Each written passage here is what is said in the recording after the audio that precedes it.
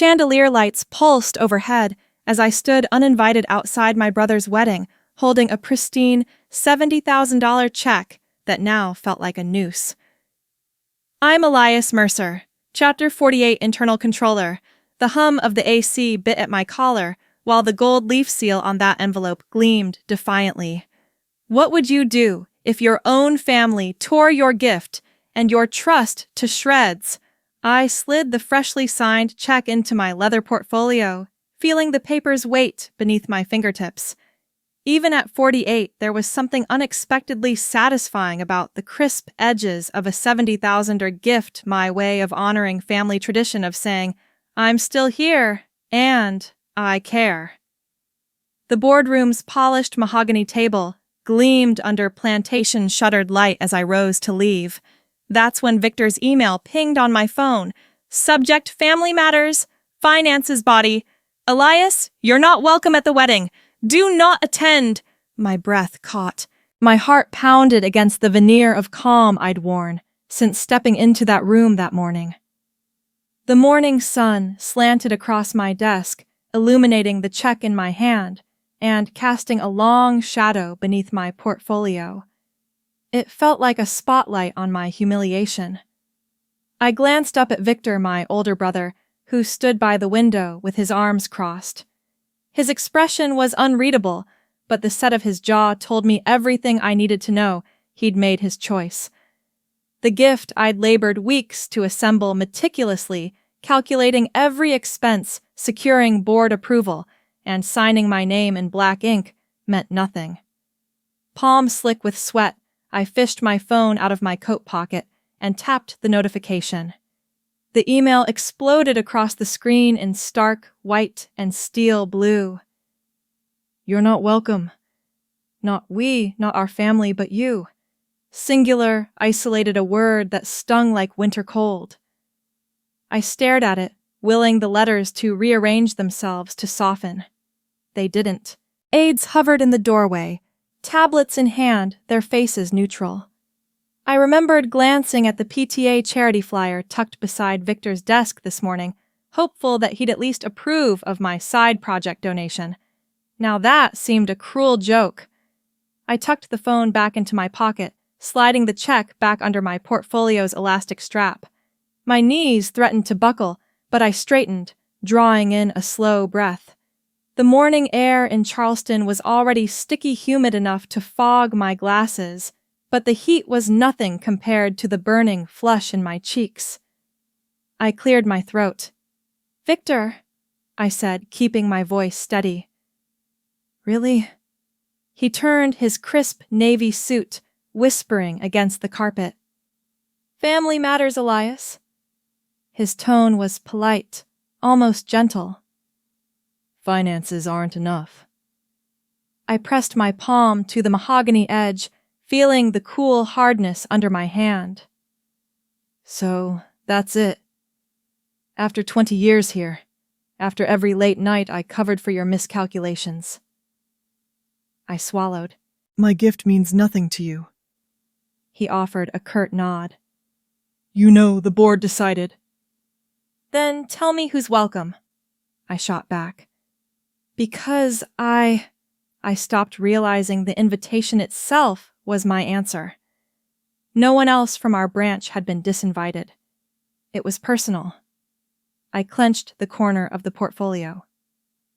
Fine. If you won't accept it. Then I paused, searching for words that would land true. Then I'll take it back. That was more promise than threat, more heartbreak than bravado. Victor's expression flickered surprise crossing his features before he masked it with indifference. He turned his back and returned to the window. I slipped out of the room, portfolio clasped tight to my chest. Outside the corridor, lights felt dimmer than before. My shoes clicked against the stone floor as I made my way to the elevator. At the edge of the stopping door, I paused and whispered, This ends tonight.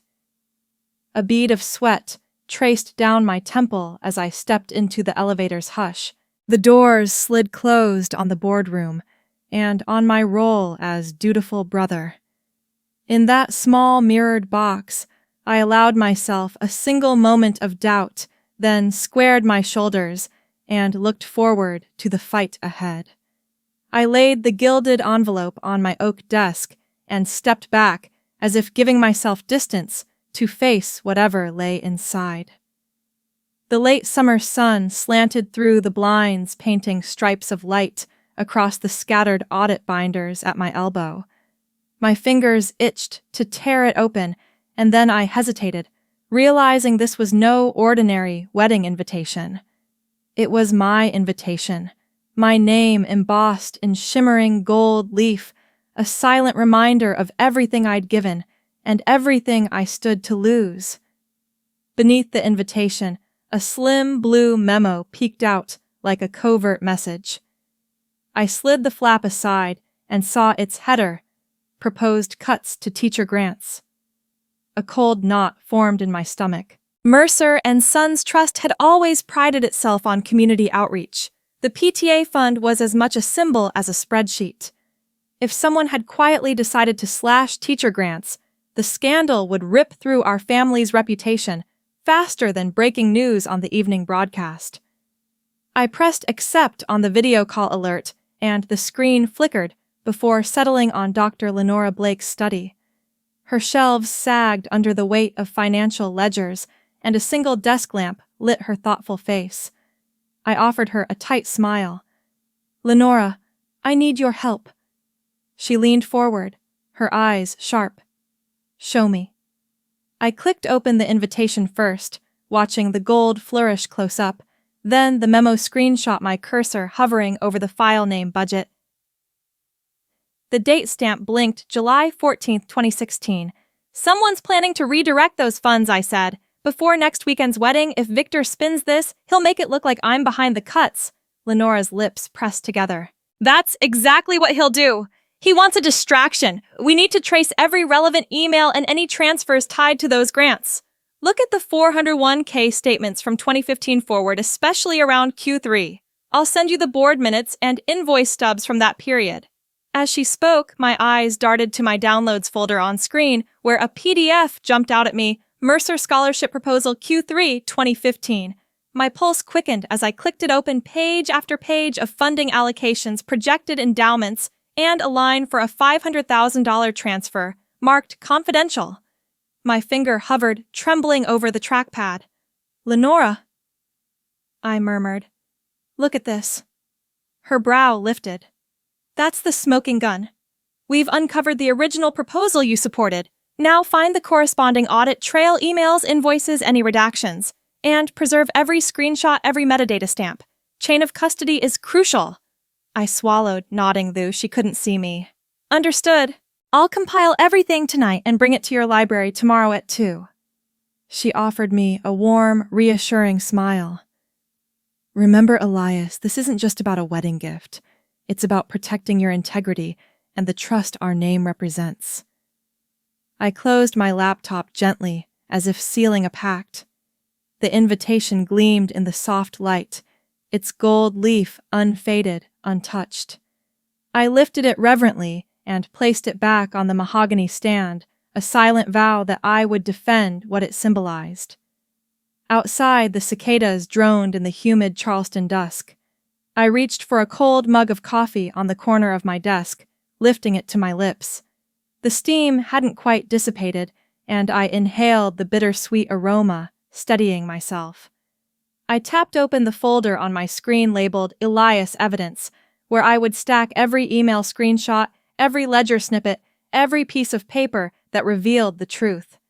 The final email from Lenora pinged, "See you tomorrow, guest list and wedding gifts, optional."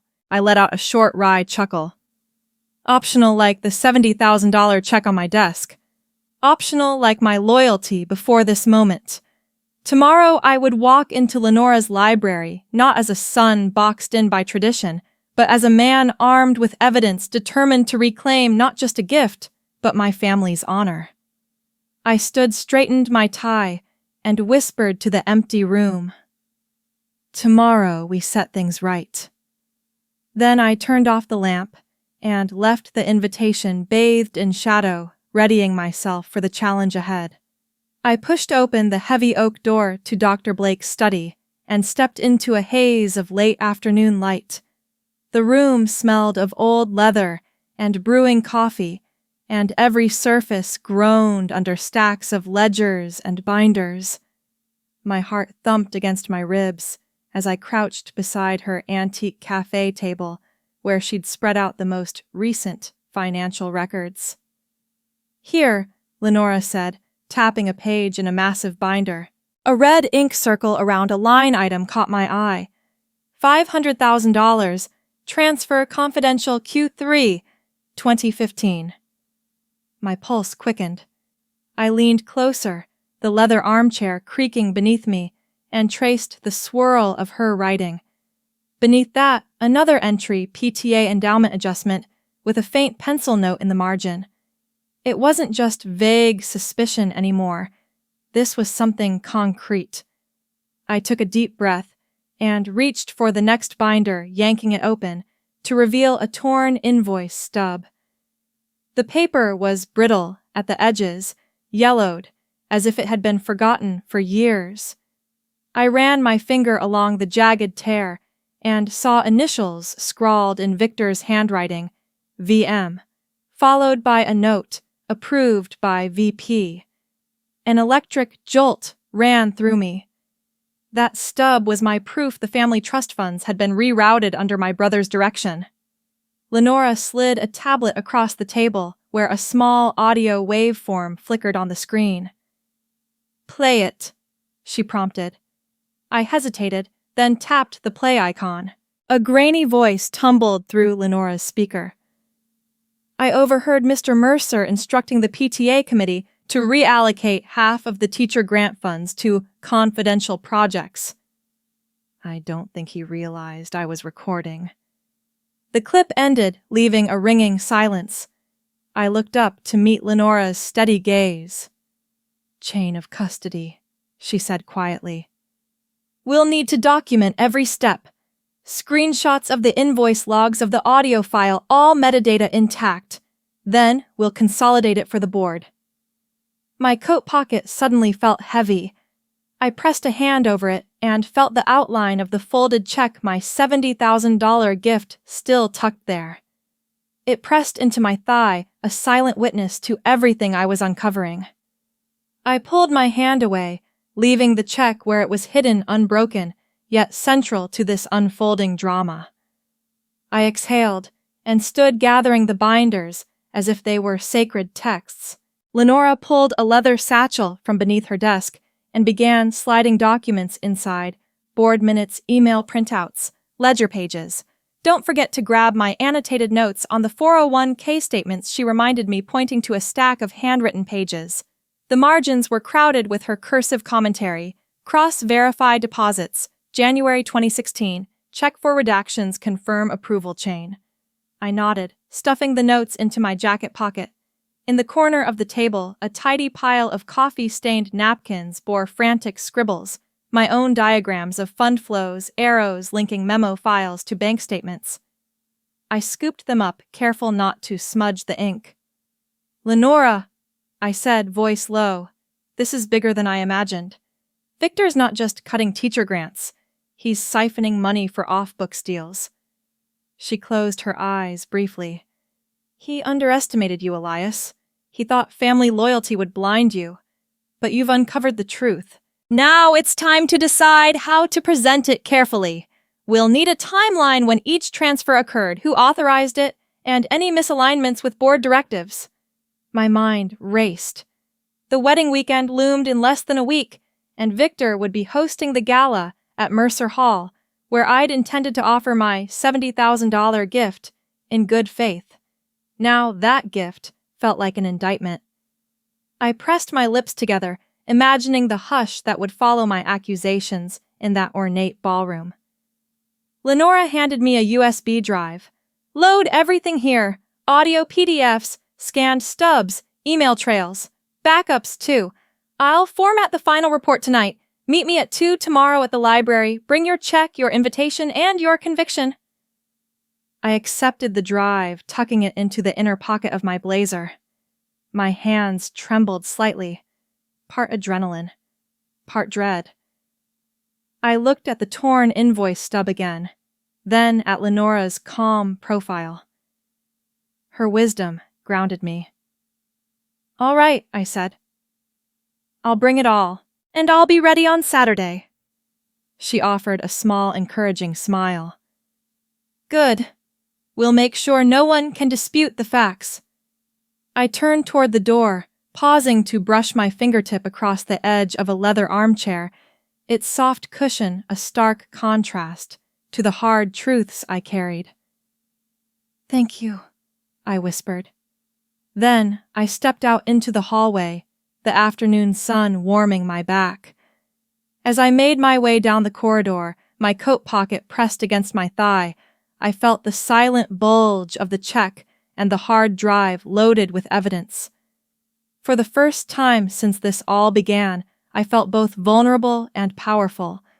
The pieces were in my hands, and tomorrow I would begin to assemble them in full and face whatever came next with every shred of truth laid bare.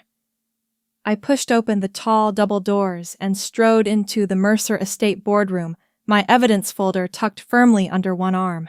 The air was heavy with the scent of polished mahogany and melting beeswax from the candlelit chandeliers overhead. Wedding floral arrangements still clung to the corners of the room, white roses and baby's breath drifting softly in the hush. Guests in evening attire murmured among themselves, their laughter fading to silence as I approached the head of the long table. At the far end, Victor stood in a midnight blue tuxedo, his back to the windows. He offered a tight-lipped smile and a clasp of his hands. Behind him, a polished brass plaque gleamed, Mercer Weddings Est. 1892, a reminder of decades of family celebrations. Only now it felt like an anachronism in this charged atmosphere. I cleared my throat and set my folder on the table, the leather cover making a quiet thud. I met Victor's gaze.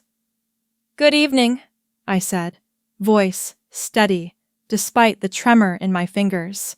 "Merry Christmas, Elias," he replied, though there was no mistletoe here, only the unspoken December chill that accompanied family gatherings. He gestured to the chairs around us. "Please make your presentation." I nodded and opened the folder, sliding out the pristine $70,000 check I'd tucked inside when I first stepped through those doors weeks ago. It lay flat on top of the invoices and audio transcript, a stark contrast to the worn ledger pages beneath. I placed it gently on the table, aligning its edge with the carved wood grain. Next, I withdrew the torn invoice stub, pinching the brittle edge between thumb and forefinger. The initials VM were scrawled at the top. My pulse thrummed as I laid it beside the check. Paper fibers fluttered like startled moths in the chandelier light. A hush fell over the room. Martha Mercer, our matriarch, sat at Victor's right, her posture regal in a velvet evening gown. Her silver hair was swept into an elegant twist, and her eyes, framed by a gentle fan of crow's feet, narrowed in quiet appraisal. Board members shifted in their seats, collars tightening as I drew a deep breath. "Before you," I began, my voice carrying across the polished oak, "is the proof of misappropriation from our own family's trust fund." I tapped the invoice stub. "This document bears your initials, Victor. It authorizes the rerouting of $500,000 funds designated for teacher grants into confidential projects." Victor's jaw clenched. He opened his mouth to speak, but I held up a hand, moving on to the next piece of evidence. I produced my phone, its screen lit with a screenshot of the PTA email chain. "Here is the email you sent on July 14th, directing the committee to redirect those funds. Note the timestamp." I tapped the screen, making the date glow. The chandelier swayed slightly, and a bead of wax dripped onto the tabletop. I paused as the ember-bright droplet solidified. Silence stretched taut as the fabric of a drum skin. Martha rose from her seat, her skirts whispering against the carpet. She leaned forward, her expression unreadable. "Is this what you intend, Elias?" she asked, her voice low, but carrying to every corner. I met her gaze, neither bowing nor defiant, simply earnest. "I intend to preserve our family's integrity, Mother. I sent that check as a gesture of goodwill, believing in our collective mission. Instead, it's been shredded." With deliberate calm, I reached for the check, and before Victor could react, tore it in half. The paper resisted for a moment, then split with a sharp, ripping sound. Fibers sprung free, drifting like tiny clouds in the candlelight. Gasps rippled through the room. Victor's face paled and he took an involuntary step back. His polished shoes scuffed the rug as he regained his balance. I held the halves aloft, my gift and my dignity both destroyed by deceit. Martha's lips thinned. She crossed the room and took one torn half from my hand, studying the jagged edge. "This family was built on trust," she said softly. "Tell us why you've brought this before us." Her gaze sharpened on Victor, who stood frozen, the other half of the check limp in his fist. Board members leaned forward, their fine suits rustling. A silence settled heavy and expectant. I felt the weight of their stares, yet a clarity settled in my chest. This was not betrayal, it was accountability. I straightened, voice firm. "Because I believe we can reclaim our legacy. I believe that once these funds are returned and properly allocated, we can restore what was broken. That begins with acknowledging the truth." Martha placed the torn piece on the table beside the invoice. The two halves of the check lay on the antique rug like wounded wings. Victor's shoulders slumped, and he finally met my eyes. No words, only regret. A single, soft footstep echoed behind me. I turned as Lenora Blake stepped into the light of the doorway, her presence a reminder of the forensic rigor I'd learned from her. She inclined her head in silent support. Victor's voice broke across the hush. "Explain yourself, Elias." I inhaled the scent of beeswax and polished wood of velvet and tension. Mother family is more than appearances. It's about doing what's right, even when it tears you apart. I extended the other torn half toward Victor. "Join me in putting us back together." The room held its breath as Victor's gloved hand hovered over the torn check. A resolution hung between us, fragile yet undeniable. And in that moment, I knew the next words would determine whether we healed or remained broken. I first saw the clipping on the reception desk of the Mercer & Sons Trust atrium, yellowed and taped to the glass behind the front counter, as though it had been there all morning, waiting for me to notice. The headline read in bold, almost accusatory type, "Mercer PTA Fund, under scrutiny." My pulse thudded against my ribs. I imagined the words echoing in the marble hall, "under scrutiny." Just like that, the community's goodwill, built over generations, was unraveling in 4 simple words. I closed my eyes for a moment, picturing the invitation I'd carried in my pocket since morning. The gold leaf flourish at the corner had cracked a jagged line, marring its perfection. It lay on my desk like a silent witness to the conflict that had barely begun. I slipped my hand into my suit pocket. It brushed against the invitation before I withdrew it, turning it over to study the fissure in the glittering pattern.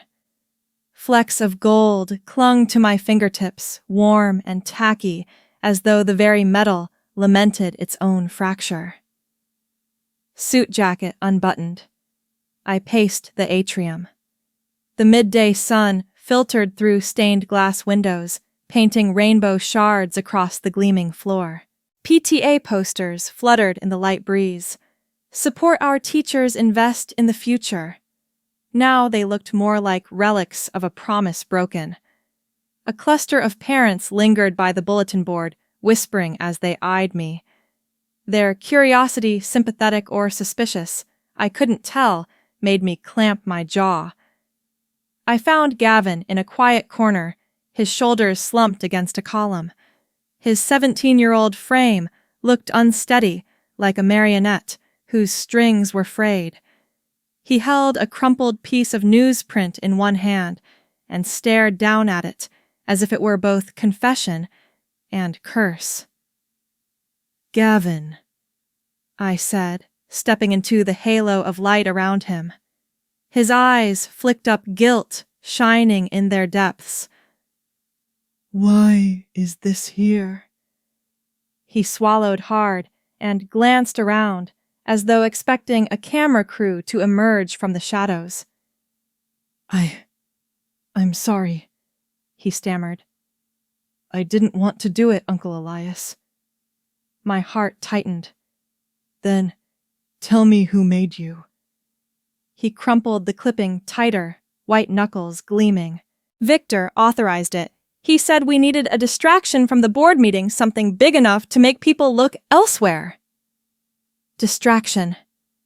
I repeated, tasting the bitterness of the word. I gently pried the clipping from his fingers and smoothed it on my palm. The paper crackled. Beneath the headline, the first paragraph laid out allegations of misused PTA funds, claims that would dog our company's reputation through every neighborhood in Charleston. I pressed the clipping between my fingers. "And you did this because—" He bit his lip, glancing at the gathering parents. "He said you needed to be taught a lesson, something to show you couldn't just swoop in with your big check and expect applause."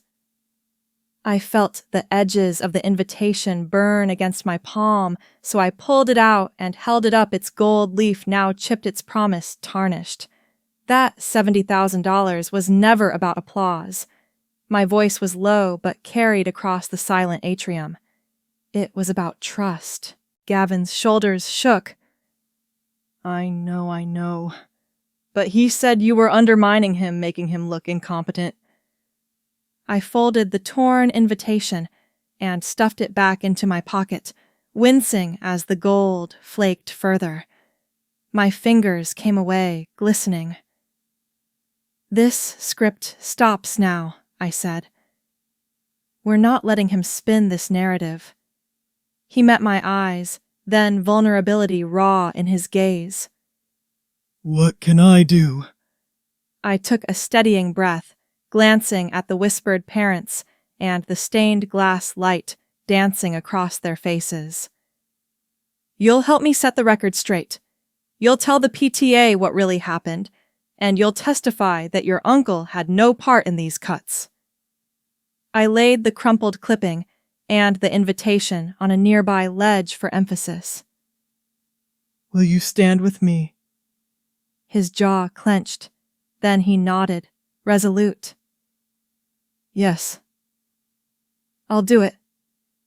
I offered a small relieved smile, resting a hand on his shoulder. "Good, because Sunday's gala is going to be more than a celebration. It's going to be our reckoning."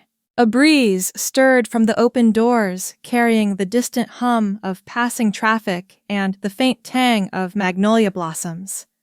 I looked up at the soaring atrium ceiling painted with frescoes of our family's founders. Somehow they seemed to watch me, the weight of history bearing down. I reached into my pocket and felt the invitation again, its crack pressing into my palm like a promise unfulfilled. Leaning closer to Gavin, I murmured, "Then it's time to flip the script." He squared his shoulders, determination blooming in his eyes. The PTA parents exchanged uncertain glances as I retrieved the invitation, now tucked away, as evidence of both betrayal and hope. Together we turned toward the main lobby, ready to begin the fight. The marble floor shimmered beneath us, the invitation's gold flecks glimmering like embers in the noon sun. And as we stepped into that light, I understood sometimes a broken token is the spark that ignites real change. I slipped into the Mercer Estate ballroom just as Victor raised his glass, his smile taut and triumphant. The chandeliers overhead scattered molten light across the white linen tables, and the gentle clink of champagne flutes faded to a hush. In the glow of the crystal prisms, he lifted his glass high and called out, "To those who keep our ledger clean, may your integrity shine as bright as these halls." His eyes locked onto mine for a moment, challenging and smug. Behind him, a giant projector screen flickered to life. The wedding invitation I once held its once perfect corner, now split by a jagged crack. The gilded flourish shimmered the split line, bold against the creamy ivory, an unspoken accusation that our family's legacy was fractured. My pulse surged. This was his stage, and he wanted me to feel every public eye turned against me. I drew in a steady breath, stepping forward. In one hand, I held my tablet. In the other, I tucked a small remote. The warmth of the evening pressed in through open French doors, carrying laughter and the scent of magnolia. Servers in crisp jackets drifted past trays of canapé in hand, but the room's focus had shifted to the battle unfolding. Victor lowered his glass, eyebrow arched. "Elias," he said, voice smooth. "Care to add to the toast?" I tapped the remote. Instantly, Lenora Blake's face filled the screen, her expression solemn behind wire-rimmed glasses. "Good evening," she said, her voice crisp over the live stream feed. "I'm Dr. Lenora Blake, former controller of Mercer & Sons Trust. I've been asked to share the results of our internal audit." A murmur rippled through the audience. I tapped again, and the screen shifted to a bar chart labeled Q3 2015, Q2 2016 Fund Allocation. Bright bars showed teacher grants sloping down, while a sudden spike appeared under confidential projects. The color difference was stark red and blue, truth and deception. Victor opened his mouth, but I clicked once more. A time-stamped email popped up on the right side of the chart subject line, PTA budget, bearing Victor's signature proceed, as discussed, prioritize confidential projects. The date glowed, July 14, 2016, 7:32 p.m. A strip of candlelight trembled on the screen's edge, as if the room itself were on verge of collapse. Board members exchanged glances, some blanching, others leaning forward, pens poised over notepads.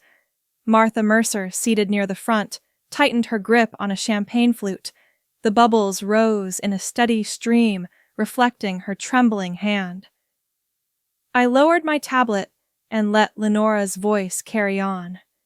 This diversion misallocated nearly $500,000 intended for teacher grants. That money was critical to our community commitment. She paused, letting the implications settle. This ledger was neither clean nor honorable. Victor's smug twist of the lips faltered. He glanced at the projection, the cracked invitation looming behind him, then back at Lenora's composed face. A bead of sweat glistened at his temple. I stepped toward him, voice soft but unwavering. "Victor, your words are echoing here," I said, gesturing to the screen. "But your actions have spoken louder." I met his gaze evenly. "Would you care to explain why our teachers were betrayed?" His throat worked. He raised his glass again, this time to steady his shake. I was protecting family interests," he stammered. "This was a difficult decision. Protecting your interests at the expense of ours." I interrupted, heart pounding. "Our family name means something. It means service accountability." I held his stare until he lowered his glass, shame dawning in his eyes. Lenora pressed a final slide, a pie chart labeled Restitution Plan, Mercer Scholars Fund, detailing the reallocation of the diverted funds into a scholarship program. The audience's mood shifted. A board member near me murmured, "He's proposing to fix it himself." I nodded to the screen. "This is our path forward," I said. "We acknowledge the mistake, we restore what was broken, and we ensure no one is left behind." The chart's bright green segment community impact grew until it filled half the pie. Victor finally slumped his victory toast, a distant memory. The gala's soft music resumed tentatively, and servers hesitated before passing trays. Champagne glasses tinkled not in celebration but in uncertain anticipation. Martha rose, her voice calm yet firm. "We will discuss this now." She scanned the room, eyes softening as they landed on the projection on me, on Victor. "Let us proceed with transparency." I stepped back, heart still thrumming, as board members crowded around the dais. The invitation's cracked flourish faded behind Lenora's final message. "Integrity restored begins with the truth." In that moment, I realized the gala was no longer Victor's victory. It was the turning point of our family's redemption. And Elias Mercer had steered us there, one slide at a time. I pushed open the rain-spattered door of the backstreet diner and blinked against the neon glow that washed over its vinyl booths. The checkered linoleum floor gleamed where the late afternoon light met the fluorescent hum above. There, in her usual corner booth, sat Lenora.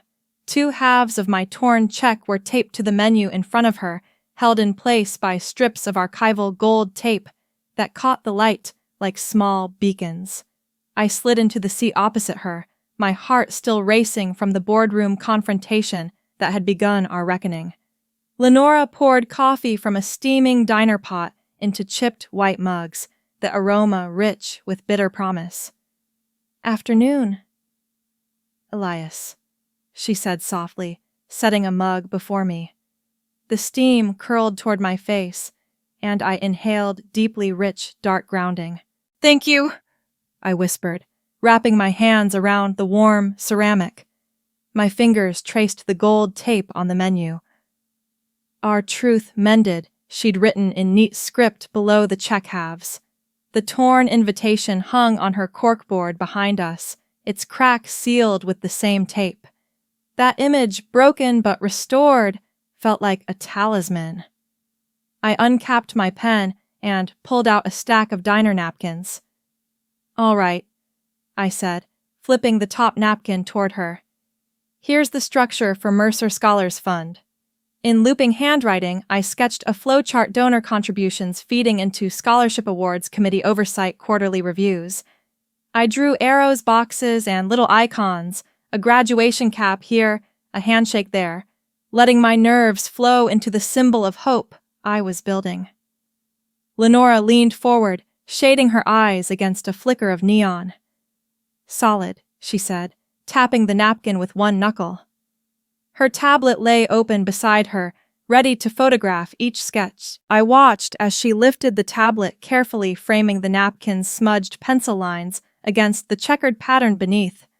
The coffee steam had already blurred part of my diagram, a reminder that real plans aren't always neat. I glanced around. The diner was nearly empty, a few late shift workers, hunched over burgers under humming fluorescents. A waitress in a faded denim apron refilled a booth's coffee pot, the hiss of steam punctuating the hush. On the counter, PTA parents I'd spoken to earlier filled out volunteer sheets for the scholarship panel, their faces thoughtful as they committed to helping vet applications. That subplot of community involvement, a key pledge of the fund, was already taking root. Lenora tapped through her photos, then set the tablet down. "We'll compile these into a formal proposal. I'll add the timeline Q4 2021 board presentation, spring awards ceremony annual reporting. Any thoughts on the fundraising gala?" I nodded, stirring my coffee. The swirl of cream formed marbled patterns, and I felt the weight of our shared mission settle in my chest. Invite the teachers and the PTA board. Make it a community celebration, not an exclusive Mercer event. Transparency will be our strongest message." She smiled, pouring herself another cup. "And the invitation," she asked, gesturing toward the torn but now taped invitation pinned on the board. "Will you use that as a visual?" I traced the edge of my mug, recalling the invitation's glittering embossment and the crack that nearly broke me. "Yes," I said, voice firm. "We'll display it at the entrance alongside the mended check as an emblem of accountability. The slogan, 'From broken pieces we build futures.'" Lenora nodded in approval. "Perfect." She reached over and tapped my hand. "You've come a long way, Elias." Her steady presence was a balm to my frayed nerves. A sudden buzz from her phone cut through the diner's low murmur. She glanced down and raised an eyebrow. "Martha has summoned you. She's ready." The single sentence crackled with authority. I lifted my mug in a small, determined salute. "Then let's finish this."